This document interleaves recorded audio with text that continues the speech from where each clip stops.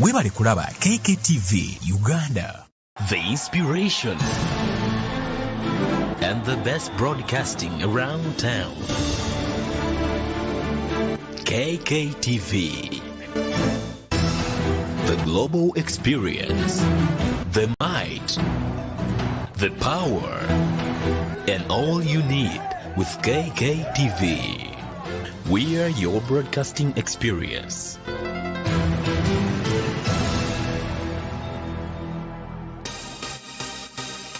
Thank you for subscribing to Kk Tv. Museveni eranga bwe yakyogedde yayogera n'abantu abalala neffe tetulina kye twogera naye kuba aliwo mu bumenyi bw'amateeka. Ekyokubiri tetwetaaga kwogera naye kuba obuyinza si bubwe, obuyinza bwa bannayuganda. So tetwetaaga kwogera na Mwai Museveni. Ye okwogera n'abantu tayogera ku ngeri ggwanga gye likyuka naye abeera ayagala kwogera naawe kubuuza oyagala ssente meka. Ffe tetugulirirwa.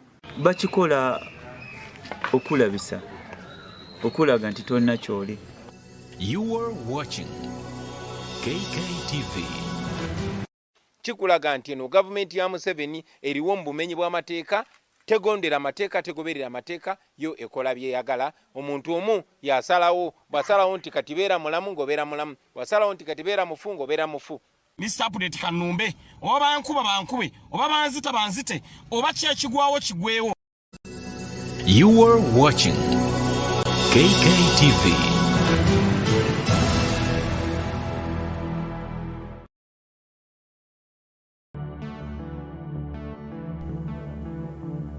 Fellow Ugandans, wherever you're watching or listening from, those in the villages, those in towns and cities, and those in the diaspora, ladies and gentlemen, good morning. Today, I would like to talk to you about the state of our nation and how it is affecting all of us, most especially the ordinary people. On behalf of the leadership of the National Unity Platform, I salute you, ladies and gentlemen, all of you, our people, who have trusted us to speak and act on your behalf on public policy matters. Our population is estimated to be about 42 million people and is growing at an average of 3% every year. Uganda's population is expanding much faster than most countries at Uganda's development level. So I'm speaking to you, ladies and gentlemen, at a time when our fast-growing population is facing fast-rising prices of almost everything, with clearly no hope of any kind of relief from the state.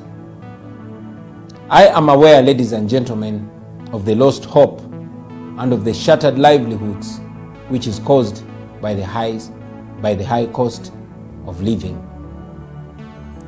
2022 is probably the worst year for salary earners and for farmers whose produce must be transported by trucks running on diesel.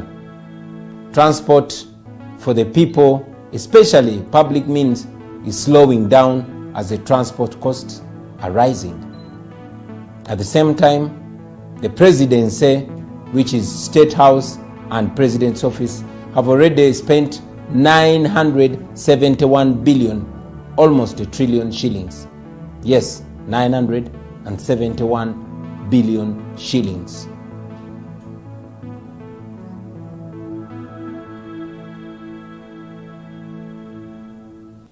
Now, about the rising cost of living. On the 22nd of May, General Museveni addressed the nation about the rising cost of living. He, however, did not offer any kind of relief or solution to the citizens, but instead, he advised Ugandans to tighten their seatbelts. Well, on his part, he continues to spend public money as if he's not aware that the country is suffering a price shock. Between November 2021 and April 2022, prices of household commodities increased to levels which which are way beyond the reach of the ordinary citizens. This information is on the Uganda Bureau of Statistics website, the UBOS website, and it's available for all of you to see. Therefore, fellow Ugandans, for us to arrest this situation, government must go back to the fuel market. And yes, government must do the following things. Number one, government must impose control on stocking levels and pricing decisions. I mean, no responsible government continues to just cry and lament on forces of demand and supply when the Petroleum Supplies Act allows the government to do something. We think government, through the Commissioner of Petroleum Supplies, which is actually the legal licensing authority, should split the average cost of every liter of fuel into 3 categories and go ahead to publicize them for the consumer and ordinary person to understand and appreciate the changes that are happening. First, the unit cost of delivering a liter of fuel from wherever it's coming from to the borders of Uganda. Secondly, the tax per unit. And third, the margin, the margin of profit per unit. Now, every liter of fuel, whether petrol or diesel, has a unit cost. A cost of bringing it to the border. It could be Malaba, it could be Busia or Mutukula.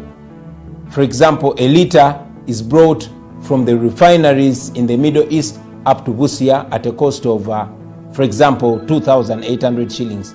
And this is the first level of costing. Now, the second level is tax. So you add the tax on that 2,800, which, is brought on our borders. The third category is the profit margin. Now, this is where everything goes wrong. The fuel companies are setting a higher profit margin while the consumer has generally accepted to be exploited. The companies are setting whatever prices they want while the regulator is quiet. This is not a mistake, ladies and gentlemen, because the same people who are supposed to regulate are actually the same people in the fuel business. So they cannot regulate themselves. They also do not break down and publicize all these details in transparency for you, the common person, to understand, because they want to exploit you in ignorance. Number 2, we think the government must abolish fuel marking, because this is a useless exercise which was only useful in the years before customs computerized cargo tracking. But today, it only holds and delays trucks at the border for nothing. And number 3, and most urgent and important of all, is government must suspend taxes on crude vegetable oil and wheat. This will help to reduce the prices of essential items like chapati. The ghetto people in our cities, in the towns and the trading centers largely survive mainly on chapati, which also makes chikomando and makes Rolex.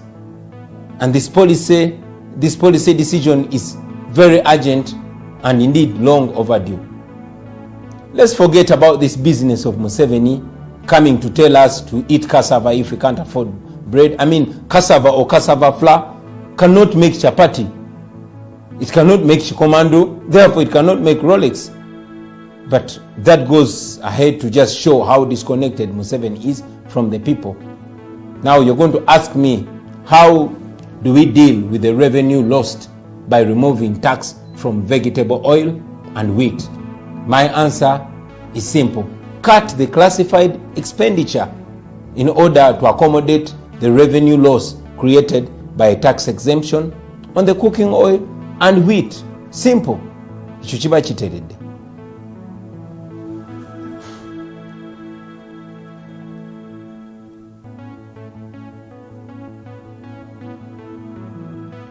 Now, about the failure of government to deliver public services. Ladies and gentlemen, fellow Ugandans, the NRM government has failed twice.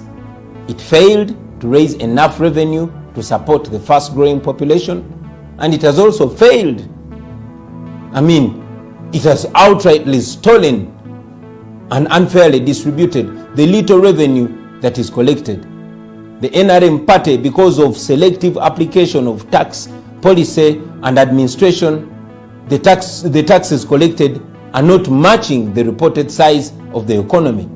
The economy is expanding to higher levels, while the few people that are taxed exorbitantly at high tax rates. Now, this is a comparison of Uganda's average revenue expenditure as per GDP with other countries in our league between 2016 and 2020. Uganda has revenue collected as a percentage of GDP. The revenue collected is 13.1, and total expenditure as of percentage of GDP is 17.4. Rwanda has total revenue collected of 23.2. Total spending is 27.5. Kenya, revenue collected 17.4. Total spending 24.8. Senegal, revenue collected 19.9. Total spending 23.9. Zambia collected 19.2, spent 28.1. Now this is information coming from the International Monetary Fund, the Economic Outlook database of April 2022. Ladies and gentlemen, Uganda has been held hostage by an old man who has no idea whatsoever how to grow domestic revenue without increasing tax rates.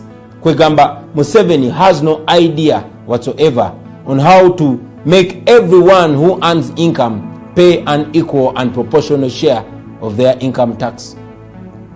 Uganda, on average, between 2016 and 2020, collected 13.1% of GDP on tax and spent 70.4% of it in total government expenditure. On the other hand, Kenya, Senegal, Zambia, and yes, Rwanda, on average collected above 20% and spent a little more, almost 30%. So this means that these governments have higher capacity to spend on public goods and services for their citizens according to the sizes of their revenue and the expenditure when compared to the sizes of their economies. These countries have better healthcare, they have better education, and yes, life is better there. And now the other tragedy is that even the 12% GDP that is collected is eaten by the dictator and his cronies. A case in point is the current financial year 2021-2022. The presidency, State House, and the Office of the President has already taken 971,504 million shillings, one of the biggest expenditures in the financial year 2021-2022. And after spending all that money on himself, Museveni is advising people to tighten their seatbelts because the prices are going high. During the same financial year 2021-2022, 200 billion has been released for just the preparatory activities of the parish development model. The total amount to be released for the parish model is supposed to be 1 trillion shillings. So what State House is spent is almost the same as the parish development model. So the presidency and the parish model are competing, and we all know who will be the winner at the end of the day. Of course, the presidency will spend more money than the parish model. So far, it is 971 billion for the presidency and 200 billion for the parish model, and the rest is on. When I'm in power, ladies and gentlemen, my wife, my children, and I do not need to spend 1 trillion shillings maintaining our presidency. I mean, we should be like all the presidents that have come before Museveni, who only budgeted for the office of the president, excluding State House. State House, ladies and gentlemen, is just a residence which should be able to cater for the needs of its occupants, besides the guards who are paid by the Minister of Defense. I mean, a president earns a salary, and that should be enough to take care of his family. Therefore, fellow Ugandans, remember that by removing that extravagant family from our State House, we shall save over 800 billion, including the annual supplementary budgets from State House alone. That is the much we can save just by removing the dictator. Now, about agriculture, and in particular, coffee. I would like to address the issue of adding value to Uganda's golden bean. And by bean, I mean the coffee bean. Ever since our shadow minister of agriculture, Honorable Abed Wanika, revealed a secret agreement between government of Uganda and the coffee company called Vinci, which is also connected to the fake Lubowa Hospital project, a lot has been established. There's no doubt that establishment of a soluble coffee factory that produces instant coffee like Nescafe is a great achievement. The National Development Plan supports the establishment of such a factory. In fact, every Ugandan should be in support of establishing such a factory because, one, it improves the value of some of our country's low-grade coffee beans.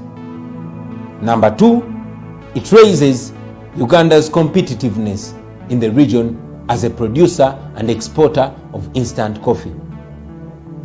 And number three, it ensures that only premium coffee beans are exported to high-end markets like Starbucks coffee, where the price per kilo is much higher.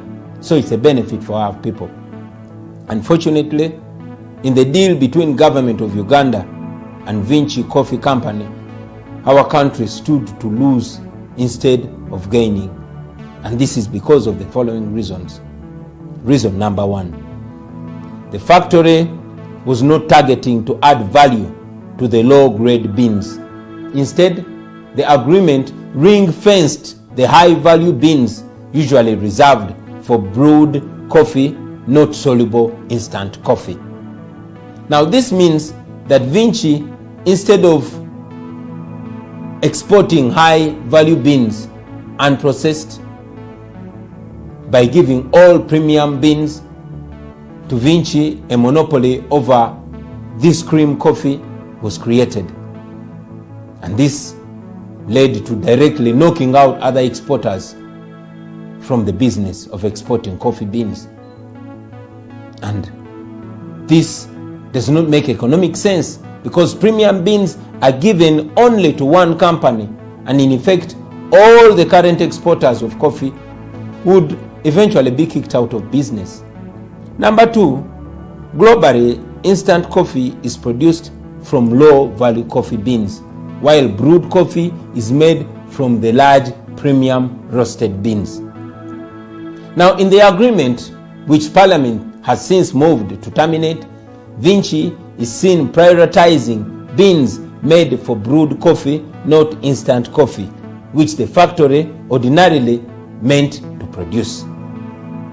There is no single benefit, ladies and gentlemen, and this is one important reason. There is no single benefit that the country would gain from this deal. Yes, coffee export revenues would rise, and that is only on paper, but not in the banks of Uganda. The owners of Vinci have no tax obligations whatsoever. So it makes business sense for Pinetti and her colleagues to basically take away all the revenue for at least 10 years, while at the same time they are receiving subsidies like electricity charges, which is below even the cost price. Number four, Vinci came to Uganda with nothing. the fact that they were given land to establish a factory by government. Vinci, the so-called rich investor, applied for authority to use the same land to acquire a loan, and in the typical NRM mafia style, the application was approved by Uganda Investment Authority. And without shame, the Minister of Finance confirmed to Parliament that he signed the agreement without seeing the feasibility study, without a market survey report, or even proof of funding. So in summary, this is just another briefcase investor who is being used by the Museveni mafia government to do another Lubowa hospital kind of fraud. Finally, ladies and gentlemen, as NUP, we support the establishment of a soluble coffee factory, but a factory that targets adding value to some of our low value coffee beans, which also brings us profits when we export them. The Uganda Coffee Development Authority should continue supplying coffee seedlings to farmers across the country, because you know what? Emwanyi terimba. In conclusion, fellow Ugandans, today I have just briefly highlighted on some of our pressing issues and how we can deal with them. But I would like to remind you that the dictator is desperately, trying to use all means to hold on to power.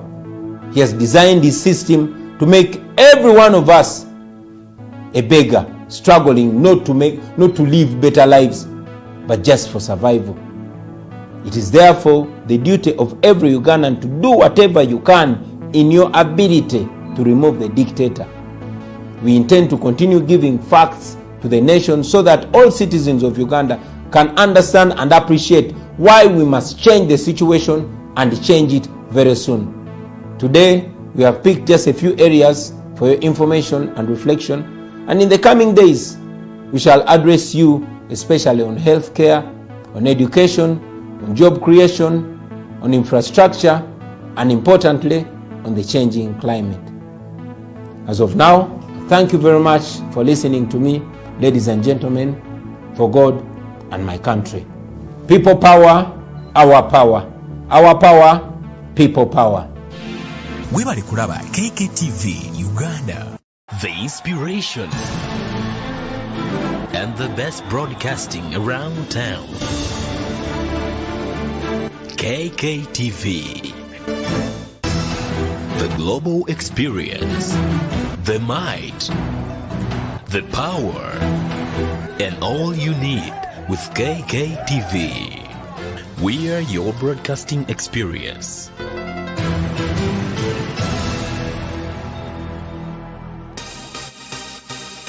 Thank you for subscribing to Kk TV. Museveni eranga bwe yakyogedde yayogera n'abantu abalala neffe tetulina kye twogera naye kuba aliwo mu bumenyi bw'amateeka.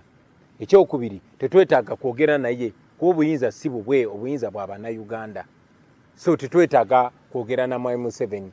Ye okwogera n'abantu tayogera ku ngeri ggwanga gye likyuka, naye abeera ayagala kwogera naawe kubuuza oyagala ssente meka. Ffe tetugulirirwa. Bakikola okulabisa, okulaga nti tolina kyoli. You are watching Kk TV. Kikulaga nti eno gavumenti ya Museveni eriwo mu bumenyi bw'amateeka, tegondera amateeka, tegoberera amateeka, yo ekola byeyagala. Omuntu omu yasalawo, bwasalawo nti kati beera mulamu ng'obeera mulamu, bwasalawo nti kati beera mufu ng'obeera mufu. Mr. Update Kanumbe, oba bankuba bankube, oba banzita banzite, oba kyekigwawo kigwewo. You are watching Kk TV.